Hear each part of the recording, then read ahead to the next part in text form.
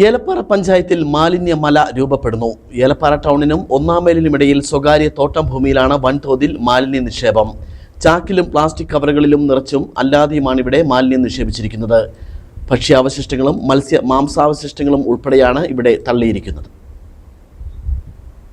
മനോഹരമായ കുട്ടിക്കാനം കട്ടപ്പന മലയോര ഹൈവേയിലൂടെയുള്ള യാത്ര അതിമനോഹരമാണ്. എന്നാൽ ഏലപ്പാറ പഞ്ചായത്തിലെത്തിയാൽ മനോഹര യാത്ര ദുർഗന്ധ യാത്രയായി മാറും. ഏലപ്പാറ ടൗണിനും ഒന്നാം മൈലിനുമിടയിൽ സ്വകാര്യ തോട്ടം ഭൂമിയിൽ രൂപപ്പെട്ടിരിക്കുന്ന ഒരു മാലിന്യ മല തന്നെയാണ്. ചാക്കിലും പ്ലാസ്റ്റിക് കവറുകളിലും നിറച്ചും അല്ലാതെയുമാണ് ഇവിടെ മാലിന്യം നിക്ഷേപിച്ചിരിക്കുന്നത്. ഭക്ഷ്യമാലിന്യങ്ങൾ, മാംസാവശിഷ്ടങ്ങൾ, കേറ്ററിംഗ് മാലിന്യം, വീടുകളിലെയും വ്യാപാര സ്ഥാപനങ്ങളിലെയും മാലിന്യം ഉൾപ്പെടെയാണ് ഇവിടെ വൻതോതിൽ നിക്ഷേപിച്ചിരിക്കുന്നത്. മാലിന്യത്തിൽ നിന്ന് ഉയരുന്ന ദുർഗന്ധം കാരണം ഇതുവഴിയുള്ള യാത്ര തന്നെ ദുരിതപൂർണമായിരിക്കുകയാണ്.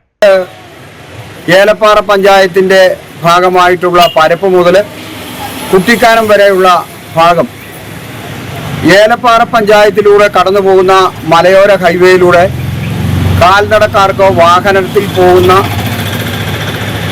ആളുകളും മൂക്കത്ത് വിരൽ വെച്ചുകൊണ്ടോ അല്ലെങ്കിൽ മാസ്ക് ധരിച്ചുകൊണ്ടോ പോകേണ്ട ഗതികേടാണ്. അത്രയ്ക്കും പഴകി ദ്രവിച്ച മാലിന്യങ്ങളാണ് ഏലപ്പാറ ടൗണിന് ചുറ്റും, പ്രത്യേകിച്ച് ഏലപ്പാറ പഞ്ചായത്ത് വില്ലേജ് ഓഫീസ് സ്ഥിതി ചെയ്യുന്ന ഉന്നത അധികാര കേന്ദ്രങ്ങൾക്ക് ചുറ്റും വാരി വിതറിക്കൊണ്ടിരിക്കുന്നു. സമ്പൂർണ്ണ മാലിന്യരഹിത സംസ്ഥാനത്തെ സമ്പൂർണ്ണ മാലിന്യരഹിത പഞ്ചായത്തിലാണ് സാംസ്കാരിക കേരളത്തെ നാണിപ്പിക്കുന്ന ഈ കാഴ്ച.